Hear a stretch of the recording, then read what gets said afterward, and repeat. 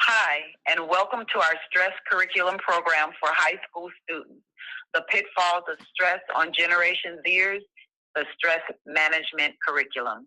My name is Sarah Hamilton. And my name is Amber Guerra.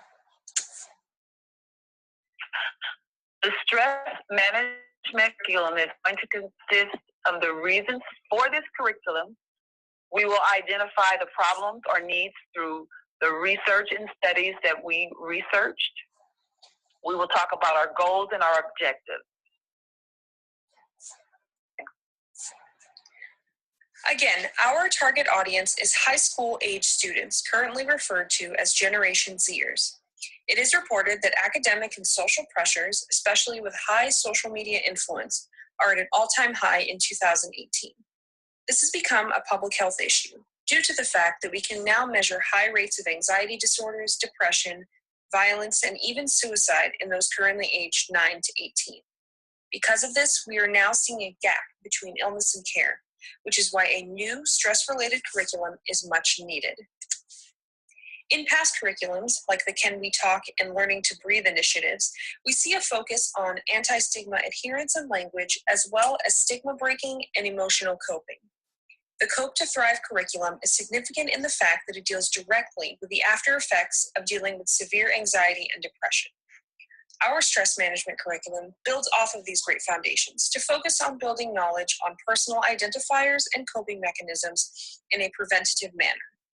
We see our stress management curriculum as a means of refocusing the care upstream.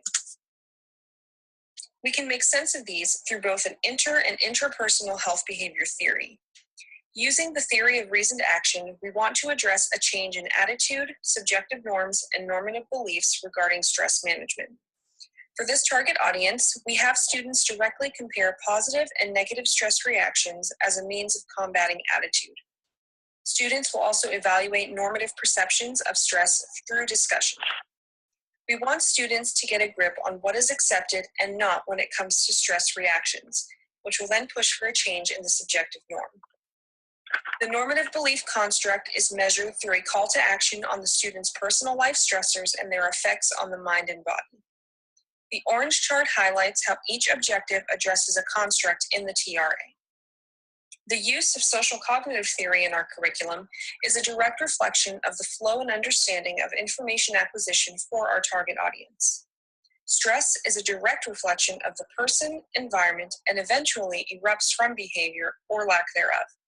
There is a reciprocal deterministic nature to stress. We want students to see value in proper stress management through improved outcome expectations. This will eventually build self-efficacy and is acquired through observational learning of relaxation techniques that will be showcased in our lesson plan. Finally, we do assume, unless medically noted by a student, that all students have the behavioral capability to perform and engage in this curriculum. Let's take a look at how everything comes into play with our lesson plans. And in our lesson plan, we will use our curriculum. We will have a set plan. We will have key learning, essential questions, objectives, and instructional tools.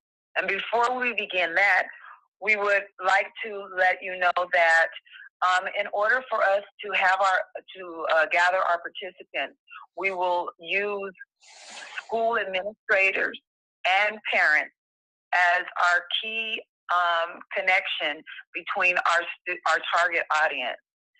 We can use this program for during school hours or as an after-school program set up for 3 consecutive weekends. I wanted to state our goal, which is understanding how the body and mind deals with stress. And our key essential question in this first lesson would be, what is stress? Our key learning is to provide a questionnaire to assess the stress level and for the teacher to explain the scoring system so that we can identify and relate the numbers with the stress. We will also provide a lecture from Arthur McNerney that's called Stress, and Hans Selye, The Stress of Life. We will also provide a video that deals with the fight or flight theory. We will provide pictures for the stretching exercises. Our objectives will deal with, and the lessons will be learned from the participants, is how to define stress, 3 causes of stress, and then a small demonstration on how to use the stretching techniques or how to do the stretching techniques. In the second session, our essential question is, how does stress affect the body? We will have students pair into groups of 2 or 3 and then discuss the biological reactions when they are under stressful situations. We will lecture about stress physiologically, and we will also have a video that also deals with the anatomy and the physiological effects of stress on the nervous and the adrenal cortex system.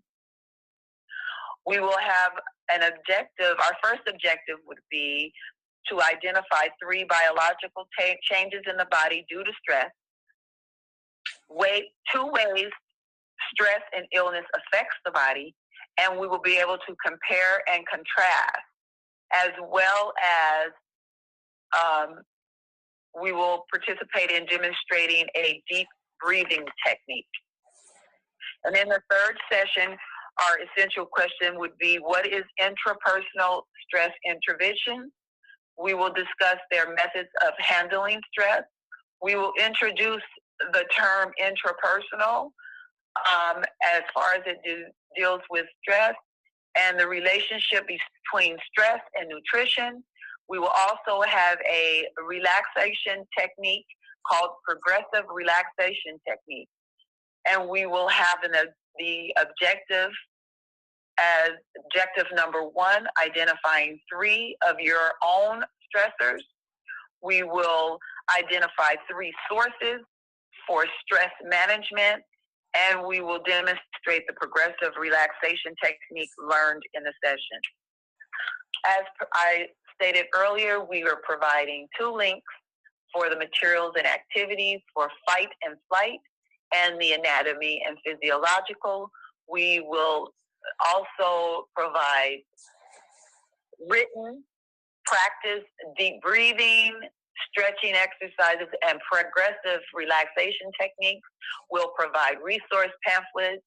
We'll inform students and parents that their clergy, community leaders, counselors, psychologists, and teachers are also available resources to them. And of course, the literature, which was mentioned earlier, The Stress of Life and Stress, with illustrated pictures of all exercises and breathing techniques as such. Our evaluation is produced at the beginning of our session and will be broken down throughout the 3 sessions and tallied at the end to find our qualitative values in our program. And we would like to thank you for your time. Thank you.